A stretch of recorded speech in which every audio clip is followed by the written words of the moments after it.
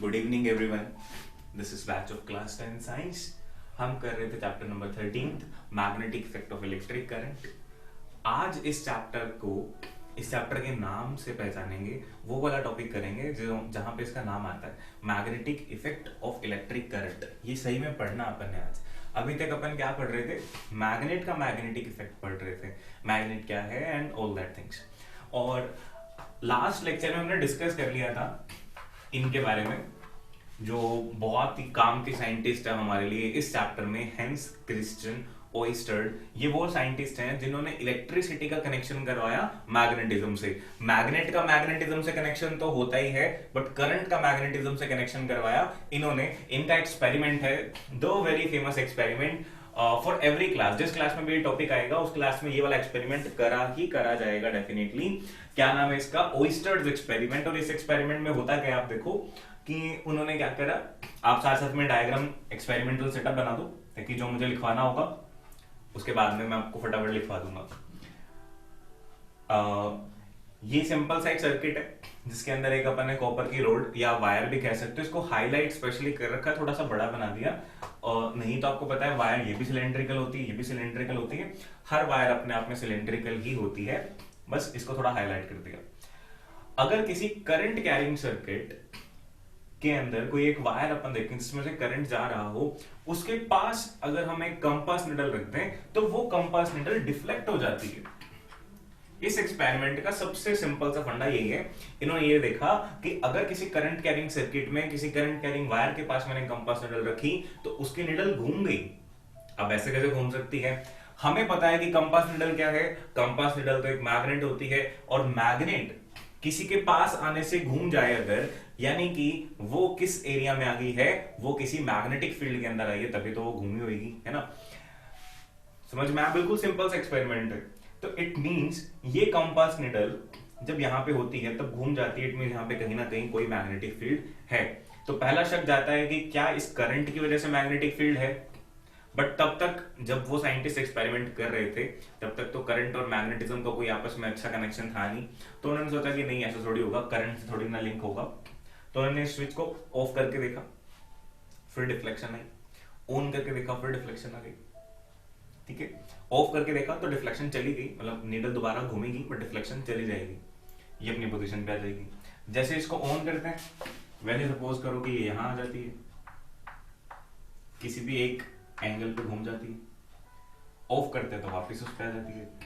इसका मतलब अब कंफर्म हो गया कि जो डिफ्लेक्शन आ रही है वो करंट से ही आ रही है। तो दिस इज द ओइस्टर्ड एक्सपेरिमेंट। तो आई थिंक काफी टाइम हो गया, आपने डायग्राम बना लिया होगा। अब मैं इसको हटा देता हूं। ठीक है, आपको इसके अंदर लिखना है, हेडिंग लगानी है ओइस्टर्ड एक्सपेरिमेंट, एक तरफ डायग्राम बनाना है, और उसके बाद में आपने लिखा है कि H.C. Oersted made following observations.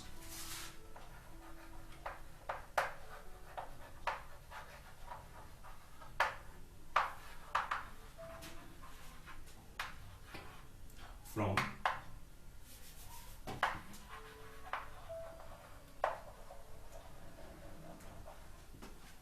above drawn circuit.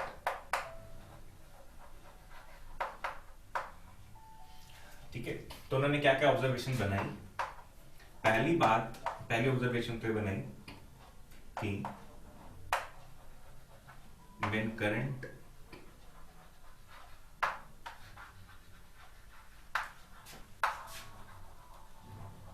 passes through wire,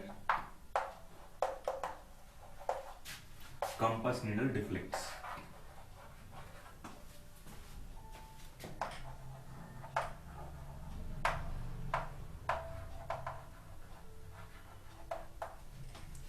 दूसरी ऑब्जर्वेशन ये बनाई, when key is open, की इज ओपन का मतलब स्विच ऑफ कर दिया जब सर्किट का, तब क्या हुआ, द कंपास निडल या द डिफ्लेक्शन डाइज, डिफ्लेक्शन खत्म हो जाती है।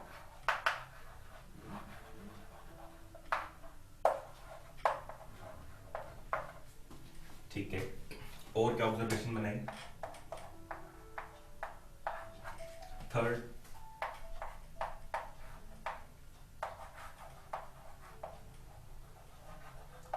if polarity of battery is reversed,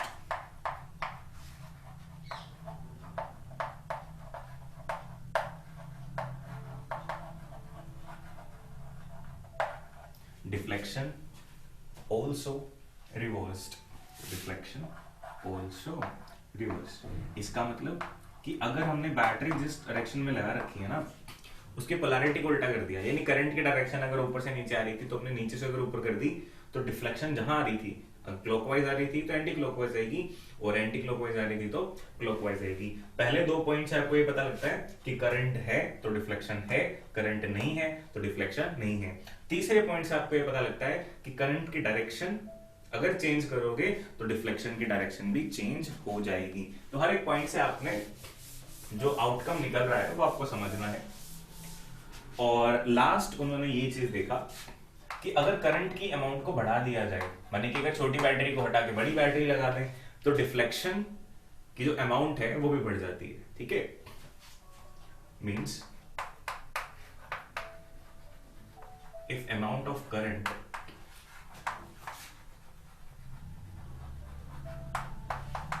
is increased,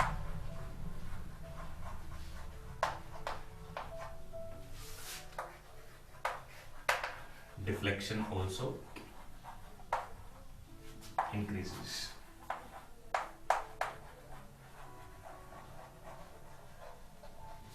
तो हर एक पॉइंट आपको एक एक चीज बता रहा है। पहले 2 पॉइंट एक साथ हैं, ये बता रहे हैं करंट है तो डिफ्लेक्शन है, नहीं तो नहीं है। थर्ड पॉइंट ये बता रहा है कि करंट की डायरेक्शन उल्टी तो मैग्नेटिक फील्ड की डायरेक्शन भी उल्टी, यानी कि मैग्नेटिक फील्ड की डायरेक्शन डिपेंड करती है करंट की डायरेक्शन पर। ठीक है, कैसे डिपेंड करती है, किस तरह से डिपेंड करती है, अभी नहीं पता चल रहा। अभी बस इतना पता चला कि मैग्नेटिक फील्ड की जो डायरेक्शन है it depends on the direction of current. फिर फोर्थ पॉइंट आपको ये बताता है कि मैग्नेटिक फील्ड की अमाउंट, मैग्नेटिक फील्ड कितना ज्यादा होगा उसकी अमाउंट किस पर डिपेंड करती है, उसकी अमाउंट डिपेंड करती है करंट के अमाउंट पे। अगर करंट बहुत ज्यादा है, अगर करंट बहुत ज्यादा है तो मैग्नेटिक फील्ड बहुत ज्यादा बनेगा, करंट कम है तो मैग्नेटिक फील्ड भी कम बनेगा। ठीक है, तो ये 4 ऑब्जर्वेशंस ओइस्टेड अंकल ने करी और उन्होंने हमें बता दिया। और अपनी ऑब्जर्वेशन के बाद में उन्होंने फाइनल वर्ड जो दिया अपने नोट्स में, उन्होंने लिखा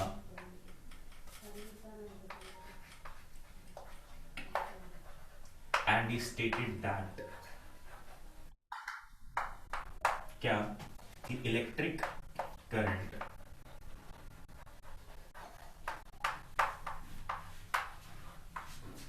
is source of magnetic field।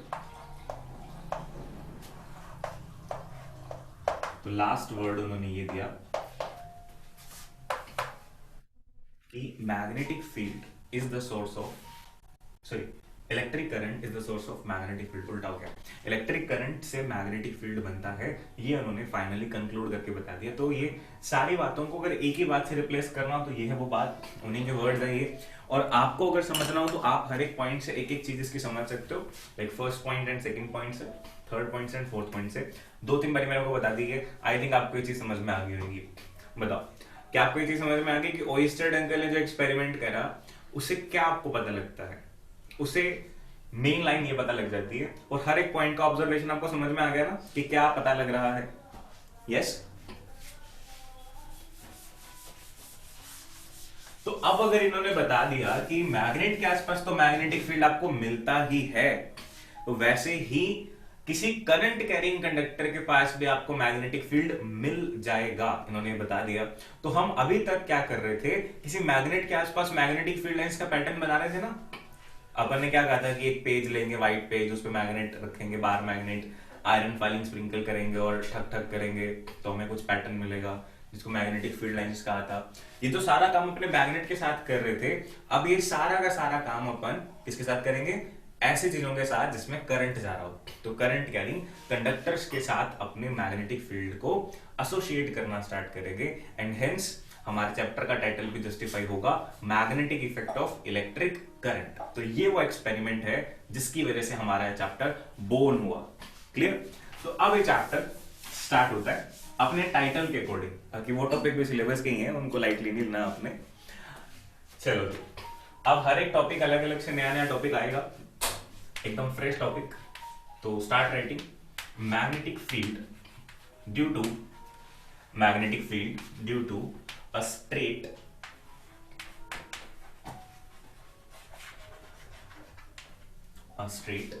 current carrying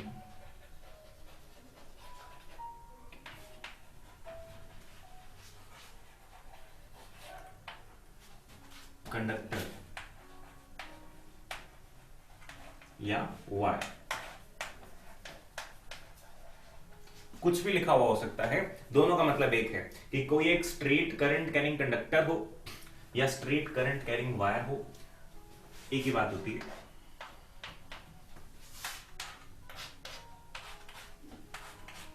ठीक है, फर्क नहीं है इन दोनों में कुछ भी। पहले आपको हेडिंग लिखनी है, अब आपको सिस्टम समझना, बैक टू बैक ऐसे कई सारे टॉपिक आएंगे। ठीक है, दो तो बिल्कुल लेट ही आएंगे, जहां पे आपको मैग्नेटिक फील्ड को स्टडी करना है किसी करंट कैरिंग, लाइक जैसे यहाँ पे करंट कैरिंग वायर है, नेक्स्ट आएगा करंट कैरिंग लूप, तो उसके अकॉर्डिंग मैग्नेटिक फील्ड आपने स्टडी करना है। तो देखो इससे रिलेटेड एसोसिएट होंगी थोड़ी थोड़ी बातें, उसको मैं ऐसे किसी बुलेट से दिखा रहा हूं। सबसे पहले आप एक एक्टिविटी देखोगे,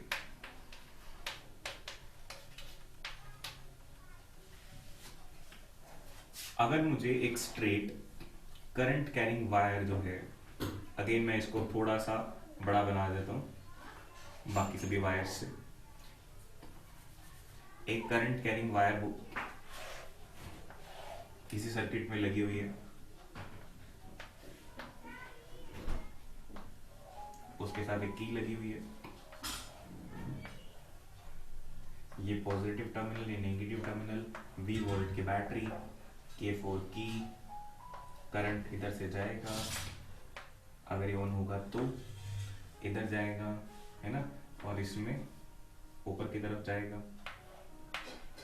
और इसमें इधर आ जाएगा। ये तो सेम डायग्राम होगा स्टड वाला, हाँ वही वाला सेम डायग्राम है। अब हम इस पे अच्छे से मैग्नेटिक फील्ड लाइन की शक्ल देखना चाह रहे हैं, उसकी शेप देखना चाह रहे हैं, सारी चीजें अपन स्टडी करना चाह रहे हैं। ठीक है, तो अपन क्या करेंगे, अब इसको समझना 3 डायमेंशन में कि हमने क्या करा। लाइक इस तरह से हमने इस डायग्राम को ऐसे ले रखा अपन ने कि इस तरह से अपन ने वायर ली स्टैंडिंग पोजीशन में, टेबल के ऊपर ऐसे खड़ी रहनी चाहिए वायर, और उसके साथ अपने वायर्स को अटैच कर दिया। तो ये जो वायर आपकी रिजिड खड़ी है, किसी भी सपोर्ट से आप इसको अटका के सीधा स्टैंड स्टिल पोजीशन में ला सकते हो। फिर आप क्या करो, इसके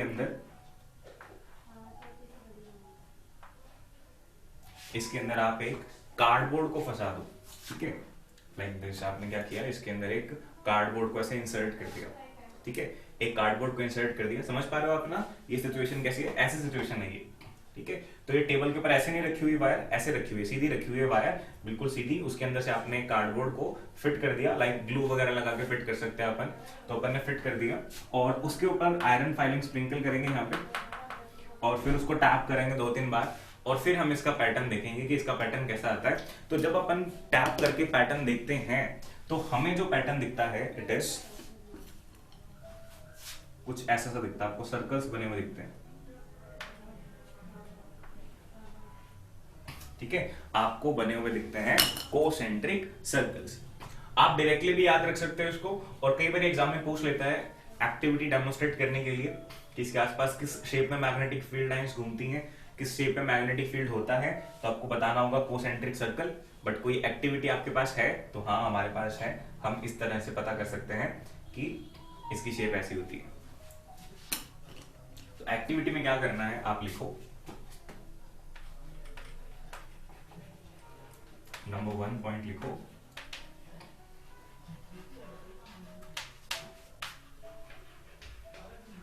make circuital arrangement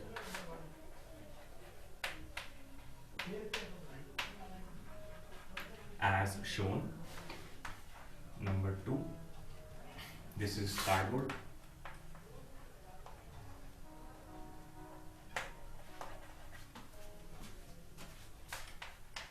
insert cardboard, insert cardboard and sprinkle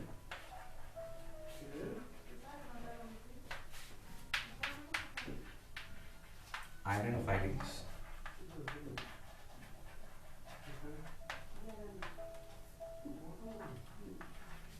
और थर्ड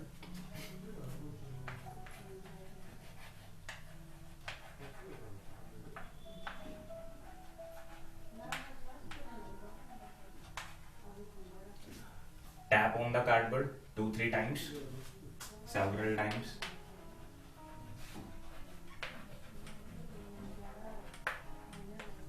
ये आपने काम करना है। और लास्ट चीज, will observe that, we will observe that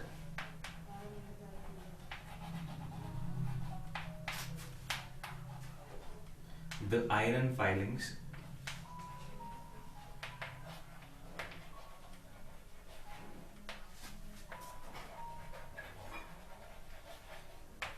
arrange themselves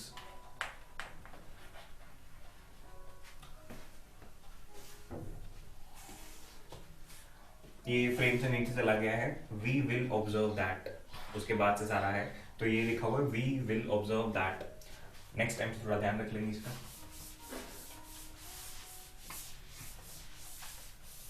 We will observe that the iron filings arrange themselves in shape of concentric circles।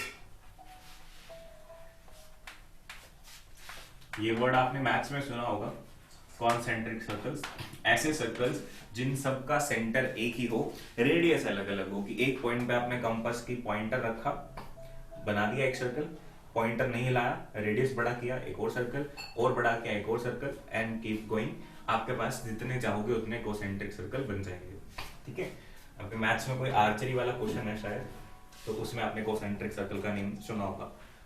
तो इस एक्टिविटी से आपको प्रूव हो जाता है कि इसकी शेप क्या होती है। आपको मैं नोट्स अच्छे से बनवा रहा हूं, तो इसलिए मैं आपको साथ साथ में सारा प्रॉपर एक एक चीज लिखवा रहा हूं। अदरवाइज इसके अंदर से क्वेश्चन कैसे आएंगे, किस तरह से हमें याद रखना है, वो सारी बातें अपन डिस्कस करेंगे। एक बार ये जैसे पूरा टॉपिक खत्म होगा ना, उसके बाद समझेंगे। अभी एक बार आप सामान इकट्ठा कर लो सारा का सारा।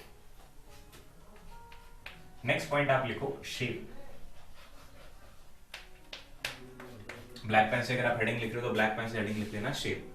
हमें क्या पता करना था, हमें ये पता करना था कि अगर एक स्ट्रेट वायर है, उसके आसपास मैग्नेटिक फील्ड, इसके बारे में इंफॉर्मेशन लेनी है, तो हर एक इंफॉर्मेशन अपन लेंगे, हर एक इंफॉर्मेशन लेंगे। पहली बात तो भाई इसके आसपास मैग्नेटिक फील्ड किस शेप में होता है, डायरेक्टली ये पॉइंट भी जा सकता था, इसमें आपको लिखा था कि they are present in the shape of concentric circles. But उस पे अगर एग्जाम में क्वेश्चन पूछ ले, या आप ही मुझसे क्वेश्चन पूछ लेते कि सर आपको कैसे पता, तो उसका आंसर है हमारे पास ये एक्टिविटी की हेल्प से हम पता कर सकते हैं दैट इसके आसपास जो शेप होती है, दिस इज कोसेंट्रिक सर्कल। ठीक है, तो आप शेप के अंदर दोबारा से लाइन लिख लो, that the magnetic field around the straight wire is in shape of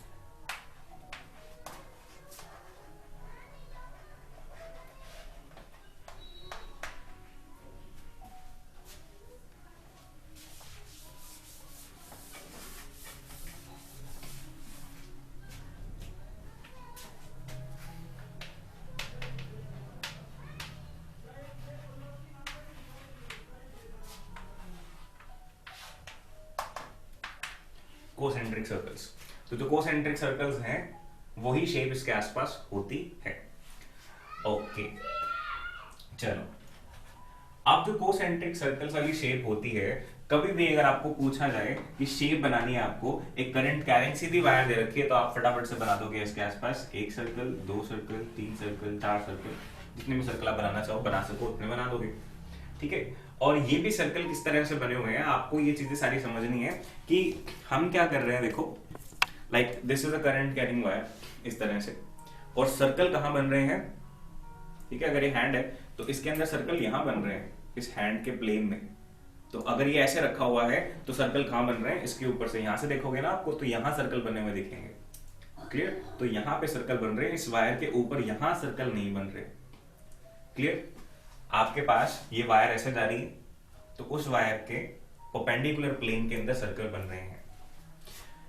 इस चीज को बहुत अच्छे से समझने के लिए आप क्या कर सकते हो, एक व्हाइट पेज ले लो या एक कार्डबोर्ड का टुकड़ा ले लो, उसके अंदर से आप एक स्ट्रोक को या एक पेंसिल को इंसर्ट करवा दो, जस्ट लाइक जैसे मैंने ये हैंड्स के अंदर फिंगर के अंदर ये फंसाई है पेंसिल, वैसे आप कार्डबोर्ड के अंदर इसको इंसर्ट करके और एक स्केच से सर्कल्स बना लेना, और वो एक छोटा सा मॉडल बन जाएगा आपके पास।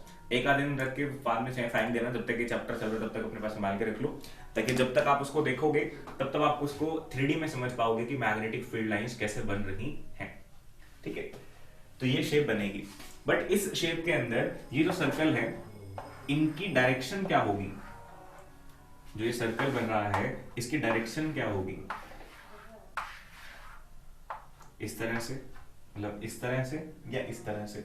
दो डायरेक्शन पॉसिबल है ना, कि मैग्नेटिक फील्ड लाइंस जो बन रही हैं वो तो गोल गोल बन रही हैं। अब वो गोल गोल कैसे बन रही हैं? इनकी पर्टिकुलर या प्रॉपर डायरेक्शन भी होती है। जैसे आपने बाहर मैग्नेट में देखी थी, कैसी थी डायरेक्शन? नॉर्थ से साउथ, बाहर की तरफ, अंदर की तरफ साउथ से नॉर्थ, प्रॉपर डायरेक्शन थी ना। तो वैसे ही यहाँ भी डायरेक्शन होगी। Next point is all about the direction.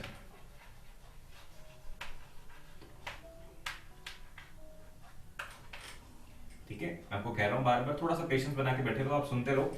हो सकता है कि कुछ कुछ बातें समझ में आ रही हैं, कुछ कुछ नहीं आ रही, but at the end of topic आपको हर चीज 110% समझ में आ जाएगी। Direction of magnetic field lines. Direction किसकी है? मैग्नेटिक फील्ड लाइंस की। अगर किसी को लिखना हो तो वो लिख सकता है, this is the direction of magnetic field line. अब डायरेक्शन कैसी लेनी चाहिए, क्लॉकवाइज लेनी चाहिए या एंटी क्लॉकवाइज लेनी चाहिए, वो हमें कौन बताएगा? वो हमें बताएगा एक rule, and that rule is, लिखते हैं, the direction of magnetic field lines is given by right hand thumb rule. Right hand thumb rule.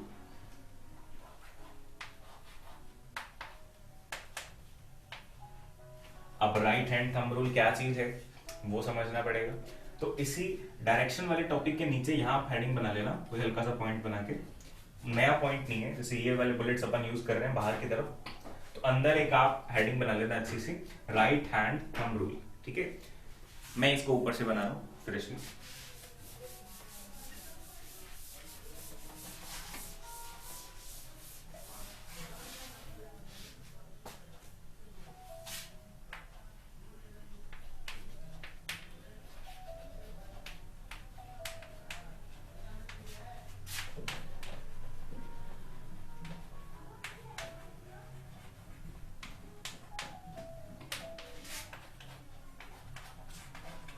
Right hand thumb rule. अब इस रूल के नाम से तो पता लग रहा है कि ये रूल जो है इसके अंदर राइट हैंड का और राइट हैंड के थंब का कुछ ना कुछ यूज होने वाला है। और इससे पहले जो अपन ने इसका इंट्रो किया उससे ये पता लग गया कि ये रूल लगेगा कहां? जब कभी भी किसी एक स्ट्रेट वायर के अंदर मैग्नेटिक फील्ड की बात करी जाएगी वहां पे ये रूल लगेगा। तो एक स्ट्रेट वायर है, उसके आसपास मैग्नेटिक फील्ड बना गोल गोल, तो वो जो गोल गोल बना, जो सर्कल्स बने, उसकी डायरेक्शन अपन कहां लें, उस रूल के लिए हमने इसको याद किया। ये क्या कहता है उसको सुनते हैं। ये आपको कहेगा, पहले आप समझो इसको फिर लिखेंगे। ये आपको कहता है कि अगर आपको मैग्नेटिक फील्ड वाला जो सर्कल बन रहा है उसकी डायरेक्शन पता करनी है तो आप क्या करो, सपोज आपकी वायर ऐसे है, इसके आसपास मैग्नेटिक फील्ड बनेगा कैसे? इस तरह से। अब हमें ये देखना है कि कैसे घूमेगा, क्लॉकवाइज एंटी क्लॉकवाइज। तो ये कह रहा है कि आप अपना राइट हैंड निकालो, निकाल लिया, उसके अंदर थंब निकालो, निकाल लिया, थंब को करंट की डायरेक्शन के अंदर फिक्स कर दो। फिक्स है, अगर मैं ऐसे कर देता हूं तो गलत है, ऐसे कर देता तो ठीक है। थंब को अगर हम करंट की डायरेक्शन में पॉइंट करें और फिर अपने हैंड को क्लोज करें, जो हमारी ये फिंगर कर्ल कर रही है इस तरह से कर्ल करेंगे, तो ये जो डायरेक्शन है, this direction will be of magnetic field lines. ठीक है, सिंपल ये स्टेटमेंट देता है ये right hand thumb rule. Clear? तो अगर आप अपने राइट हैंड में इमेजिन करो कि आपने वायर को पकड़ रखा है और आपका थंब पॉइंट कर रहा है in the direction of current, तो आपकी जो फिंगर कर्ल करेंगी वो फिंगर आपको डायरेक्शन देंगी मैग्नेटिक फील्ड लाइन की। मतलब कि अगर ये ऐसे है तो फील्ड लाइन की डायरेक्शन ऐसे मिलेगी। ऐसे का मतलब ये ऐसे और ये ऐसे, इस तरह से ये लाइंस घूमने वाली हैं। ठीक है,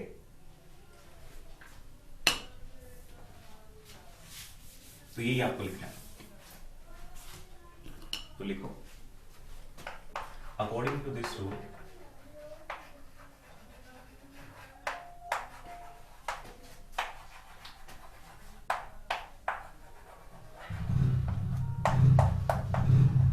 imagine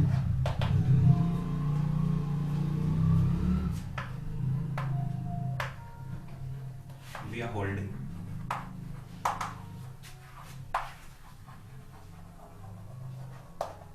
current carrying wire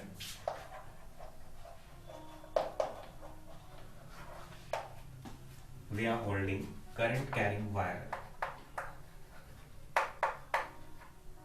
in our right hand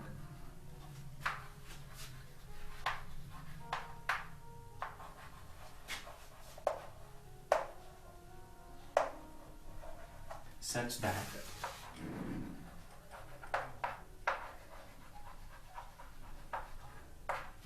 thumb points in direction of current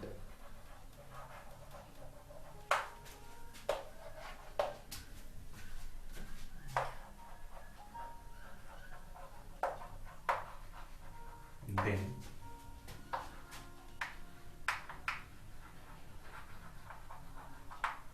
direction of curling fingers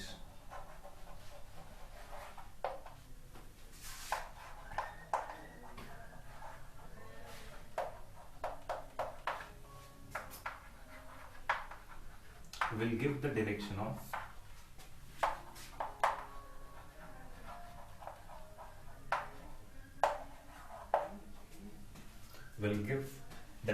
of magnetic field will give the direction of magnetic field या magnetic field line। एक ही बात है दोनों। इन दोनों को आप mark, मतलब इस दोनों को क्या, सॉरी, इस पूरी लाइन को आप मार्क करो। पूरी एक ही लाइन है ये, देखो, this is a single line. लिखने में थोड़ा बड़ा लिखा हुआ है, वैसे फॉन्ट बड़ा लिखा हुआ है तो ज्यादा लाइन नहीं कंज्यूम हो रही है, वैसे थोड़ी कम लाइन कंज्यूम होगी। और अगर अपन थोड़ा एक्सपर्टीज हो जाए तो इसको छोटा कर सकते हैं कि डायरेक्टली हम लिख सकते हैं, imagine we are holding a wire in our right hand, thumb is pointing in direction of current, then curling finger in direction of magnetic field line। फिर इस रूल को अपन ने समझा नहीं समझा, हमें समझ में आया या नहीं आया, वो कैसे पता लगेगा? वो पता लगेगा डायग्राम्स बना के। कि अगर आप डायग्राम सही बना पाते हो तो इसके बाद इसके नीचे आप डायग्राम बना लेना। एक इस तरह से कि करंट ऊपर की तरफ जा रहा है, एक वायर ऐसी बनाना जिसके अंदर करंट नीचे की तरफ जा रहा है। ठीक है, दो वायर और बनाएंगे, ये दोनों अपन ने वर्टिकल बना ली, दो हॉरिजॉन्टल बना लेंगे। अब आपको ये बताया कि इसके आसपास करंट जो है, सॉरी मैग्नेटिक फील्ड जो है, वो किस शेप में आएगा? वो आएगा इस तरह से, कोसेंट्रिक सर्कल्स की शेप में आएगा, इधर भी और इधर भी। बट उनकी जो डायरेक्शन होगी वो कैसे पता चलेगी? वो राइट हैंड थंब रूल से पता लगेगी। अगर ये ऊपर की तरफ जा रहा है तो आपको इस तरह से कर्ल करवाना है, यानी कि ऐसे बना दो या ऐसे बना दो, और सेम इसके अंदर। ठीक है, और अगर नीचे जा रहा है, नीचे जा रहा है तो आप थंब को ऐसे करोगे, और ये कर्ल कैसे हो रहा है? इस तरह से, ऐसे और ऐसे, ऐसे और ऐसे। ठीक है, मतलब अगर करंट नीचे जा रहा है तो आपको ऐसे घूमता हुआ दिखेगा ऊपर से, और करंट अगर बाहर निकल रहा है तो आपको ऐसे घूमता हुआ दिखेगा। ठीक है,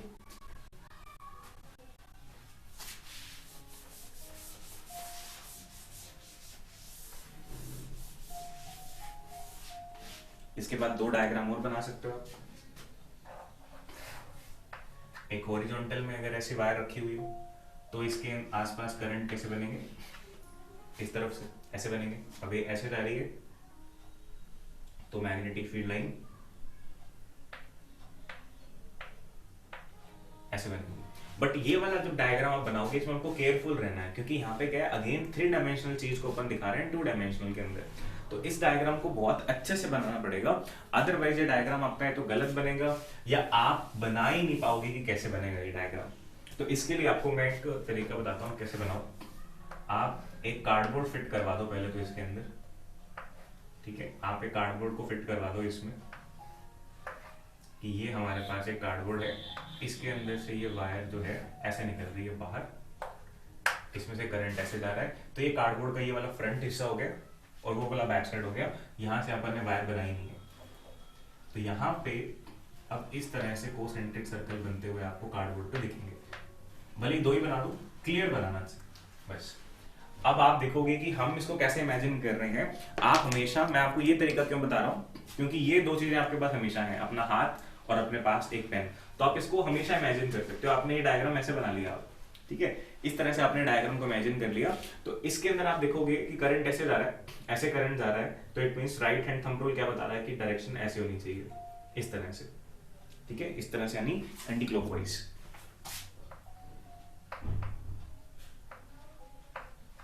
क्लियर? तो ऐसे डायग्राम अगर बनाने हैं तो पहले उसके अंदर 3D लुक में कार्डबोर्ड फंसा देना, फिर आप बना लेना, आसानी से बन जाएंगे। चलो एक और बना के देखते हैं, पहले कार्डबोर्ड बना लेते हैं। ये हमारा कार्डबोर्ड, ठीक है, इसके अंदर हमने क्या किया, वायर को इंसर्ट करवा दिया, और अब करंट कैसे जा रहा है, पहले इधर भेजा था, अब इधर भेज देते हैं, इधर भेज रहे हैं अपने करंट। तो अब देखो आप ऐसे देख रहे हो इसको, ठीक है, ऐसे देख रहे हो। अब करंट जो है इधर जा रहा है, तो मैग्नेटिक फील्ड लाइन कैसे बनेगी, इस तरफ ऐसे, ऐसे जा रहा है, तो गोल गोल।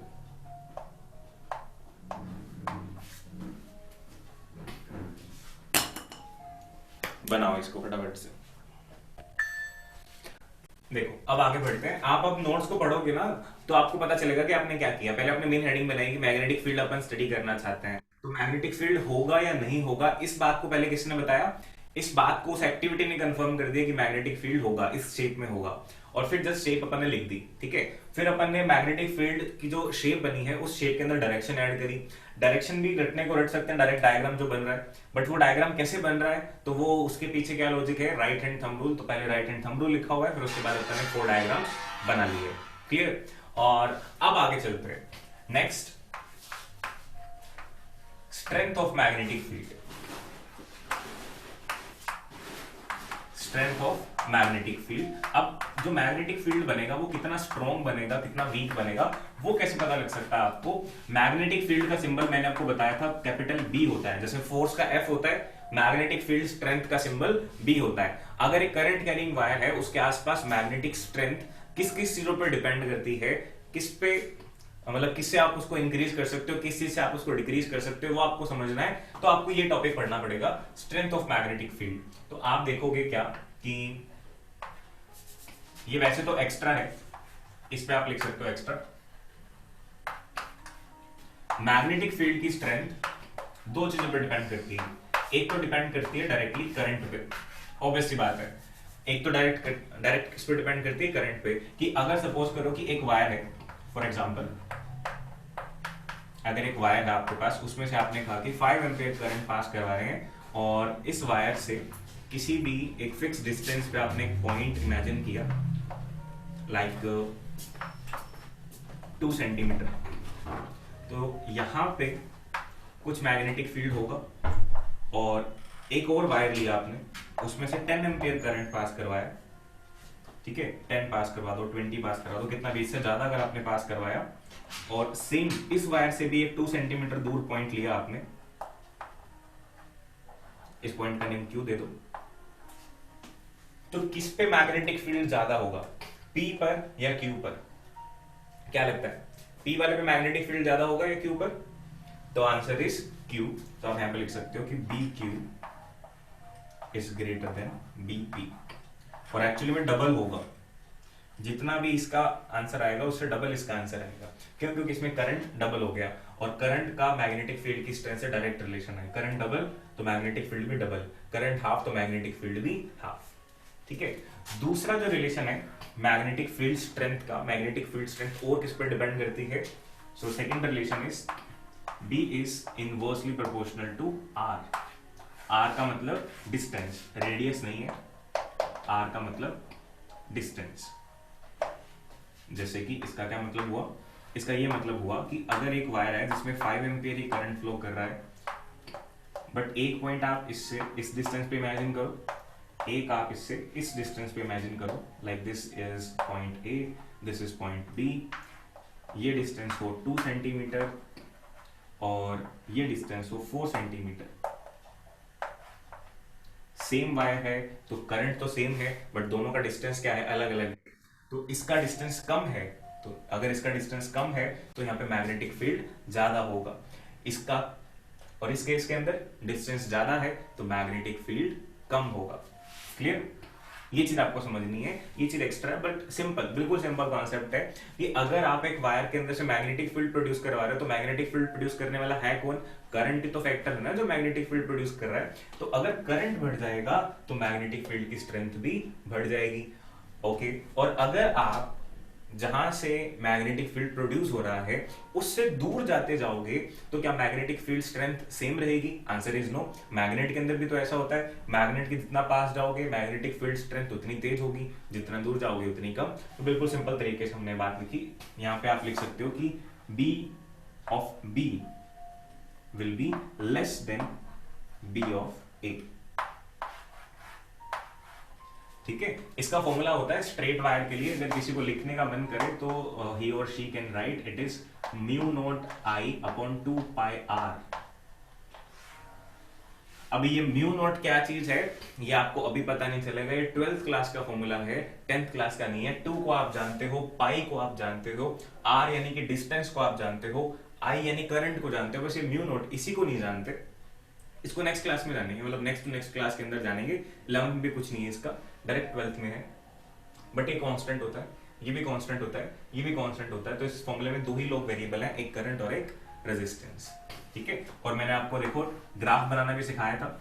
अगर आप B वर्सेस I ग्राफ बनाओगे तो वो इस तरह का आएगा, और B वर्सेस R ग्राफ अगर आप बनाओगे, ये मैंने आपको बताया था हमेशा काम आएगा आपका फिजिक्स में, तो वो आएगा इस तरह का। ये क्या दिखा रहा है कि R की बढ़ती हुई वैल्यू के साथ B की वैल्यू कम हो रही है, और ये क्या दिखा रहा है I की बढ़ती हुई वैल्यू के साथ B की वैल्यू भी इंक्रीज हो रही है। Is that clear? अब यहां से आप क्या कर सकते हो, बहुत छोटे छोटे से क्वेश्चंस आप आंसर कर सकते हो। मेरे बोर्ड के अंदर एमसीक्यू में पूछ सकता है, या फिर कोई भी छोटे मोटे टेस्ट होते रहते हैं। जैसे भी एक बच्चा 10th क्लास का एग्जाम देके निकलता है ना, तो बहुत सारे उसको अपॉर्चुनिटीज मिलती हैं। लाइक कोई भी कोचिंग सेंटर में आप जा रहे हो मेडिकल वगैरह की तैयारी के लिए या आईआईटी की तैयारी के लिए, तो उसके अंदर कंपटीशन एग्जाम दे रहे हो आप, जिसमें से आपको स्कॉलरशिप मिल जाती है, या कई सारी एग्जाम्स होते रहते हैं। उसके अंदर एमसीक्यू इस पे बहुत ज्यादा बनते हैं। लाइक आपको कह दिया कि वायर है जिसमें 5 एम्पियर करंट जा रहा है, अगर इस करंट को डबल कर दें तो मैग्नेटिक फील्ड पे क्या इंपैक्ट पड़ेगा, तो आप कहोगे कि मैग्नेटिक फील्ड भी डबल हो जाएगा। ठीक है। मैग्नेटिक फील्ड की जो यूनिट होती है वो होती है टेस्ला। आपने टेस्ला नाम सुना होगा, साइंटिस्ट का नेम है टेस्ला। और अगर आप कभी हॉस्पिटल वगैरह में गए हो, एमआरआई वाली मशीन अगर आपने देखी है तो वहां पे लिखा होता है कि ये एमआरआई वाली मशीन इतने टेस्ला की है। पढ़ा है कभी ये वर्ड मेडिकल साइंस के अंदर? तो वो टेस्ला का मतलब जो एमआरआई मशीन होती है ना, जो आप सीआईडी में देखते हो, उसमें बंदा लिटा दिया और वो एक ऐसे सर्कल के अंदर जा रहा है फिर बाहर आ रहा है, दैट इज एमआरआई मशीन। और उस एमआरआई मशीन के अंदर क्या होता है, मैग्नेटिक फील्ड जो एम आर आई के अंदर एम है, that M stands for magnetic resonance imaging. पूरा तो ये है, but M stands for magnetic field से चलती है। ठीक है। तो उसकी स्ट्रेंथ भी टेस्ला में होती है, यानी कि वो कितना ज्यादा स्ट्रॉन्ग मैग्नेटिक फील्ड वाली मशीन है। क्लियर? तो यहां तक आपने लिख लिया है इसको, और अब अपन डिस्कस करते हैं। देखो अब ये एक टॉपिक हमारा खत्म हो गया। आपने हेडिंग लिखी, मैग्नेटिक फील्ड को स्टडी करना चाहा स्टेट करंट कैरिंग कंडक्टर के लिए। पहले आपको एक एक्टिविटी ने बताया कि हाँ होगा, शेप आपको पता चल गई तो आपने शेप भी लिख दी। ठीक है। फिर आपको डायरेक्शन जानने की व्हाट वी कैन से क्यूरियसनेस थी, और आपको वो डायरेक्शन पता चल गई with the help of right hand thumb rule. Lastly आपको ये पता लग गया कि उसकी जो स्ट्रेंथ है मैग्नेटिक फील्ड की, अभी जो लिखा था अपन ने, वो किस किस पे डिपेंड करती है, तो दो फैक्टर पे डिपेंड करती है, one is current and one is distance. Current is the internal factor and distance is the external factor. ठीक है, सो ये हमारे पास पहला टॉपिक था। इसी तरह से हम नेक्स्ट टॉपिक करेंगे कि एक करंट कैरिंग वायर के बजाय current carrying circular loop. Current carrying circular loop होगा तो कैसे होगा, बट वो नेक्स्ट सेशन में करेंगे, आज नहीं करेंगे।